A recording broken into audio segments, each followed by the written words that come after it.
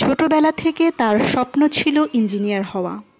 SSC ও এইচএসসিতে GPA ৫ পাওয়ার পর ২০০৫ সালে বুয়েটের ইলেকট্রিক্যাল ইঞ্জিনিয়ারিং বিভাগে ভর্তি হন তিনি। বুয়েটে মোহাম্মদ কামরুল হাসান স্যার ও সেলিনা শাহনাজ ম্যাডামের কাছে গবেষণার হাতেখড়ি।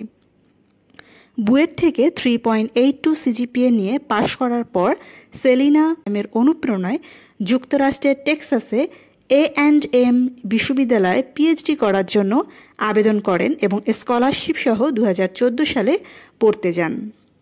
এতক্ষণ যা কথা বলছি তিনি আর কেউ নন, স্ট্যানফোর্ড ইউনিভার্সিটিতে গবেষক হিসেবে অধ্যাপক হিসেবে যিনি নিয়োগ পেয়েছেন।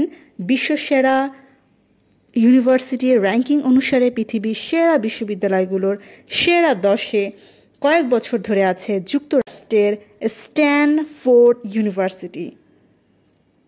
এখানে সহকারী অধ্যাপক হিসেবে নিয়োগ পেয়েছেন বাংলাদেশ প্রকৌশল বিশ্ববিদ্যালয় বুয়েটের প্রাক্তন এই শিক্ষার্থী তৌহিদুল ইসলাম।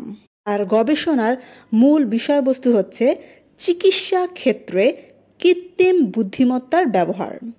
কৃত্রিম বুদ্ধিমত্তার মাধ্যমে কিভাবে আগে থেকে হৃদরোগ, মস্তিষ্কের রোগ, ক্যান্সার নির্ণয় করা যায় সেসব নিয়ে তিনি কাজ করছেন। এখন পর্যন্ত ৪৪টি পিয়ার রিভিউ জার্নালে প্রবন্ধ প্রকাশ করেছেন।